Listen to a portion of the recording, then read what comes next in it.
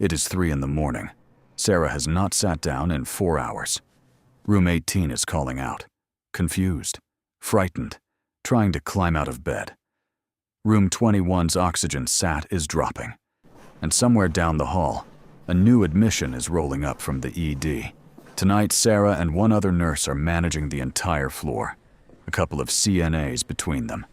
That's it. This is not a bad night. This is just a Tuesday. Sarah wakes up at 5:30 p.m., blackout curtains, phone on silent. She eats what most people would call breakfast, eggs, coffee, while it's dark outside. Her body never fully adjusts. 2 years into this, and she still feels mildly jet-lagged every single shift. Before she even leaves the apartment, she checks the hospital app. Already knows from a coworker's text. 98% capacity tonight.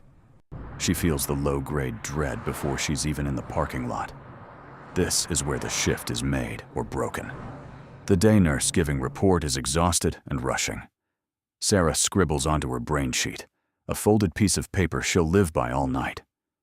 Room 14 is a fresh post-op.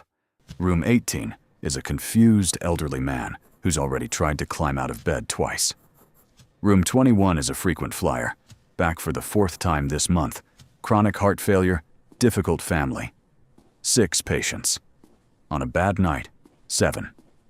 Somewhere in a textbook, it says the safe ratio is 4-to-1.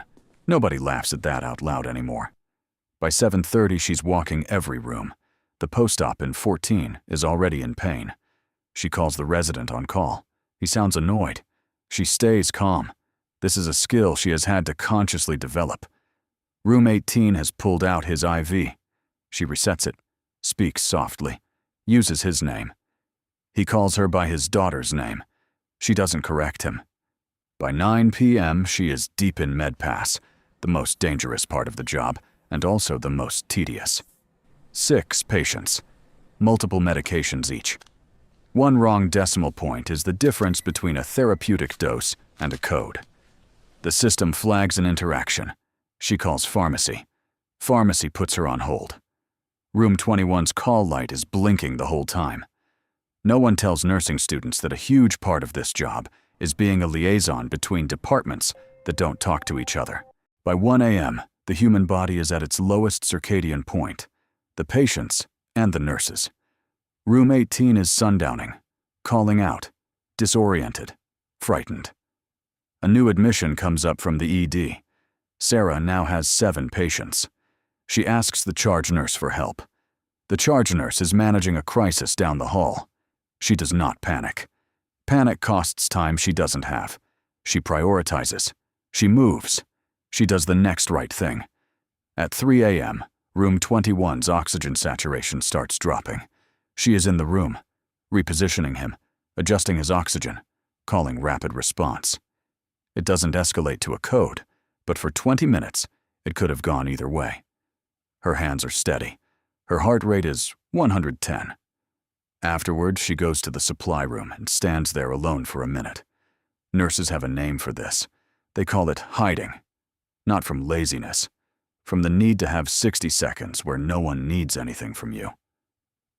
By 5 a.m., she can hear the kitchen carts. Sunlight is beginning to come through the windows at the end of the hall. She has not seen daylight in 12 hours. She starts end-of-shift charting. 2 incomplete notes from earlier in the night. She is legally required to finish them before she leaves. Nurses spend 30 to 40% of their shift on documentation. Most people have no idea. She gives report to the day nurse.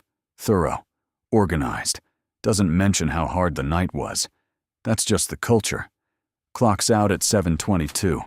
Drives home in morning rush hour while the world is heading to work. Some weeks, she does this 3-4 days in a row. The charting will consume you more than the patients do.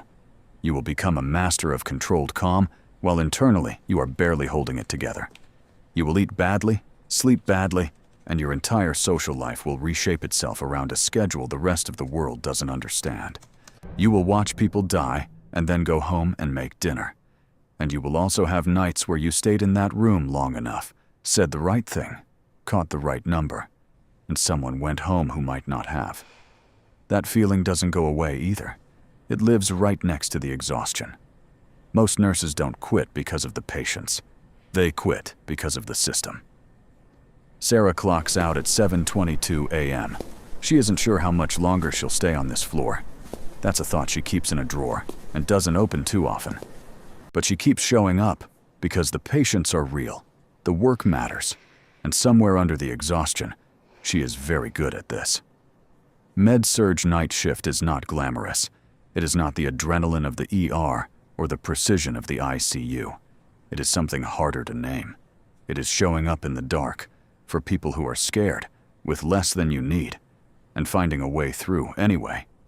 If you work this floor, you already know.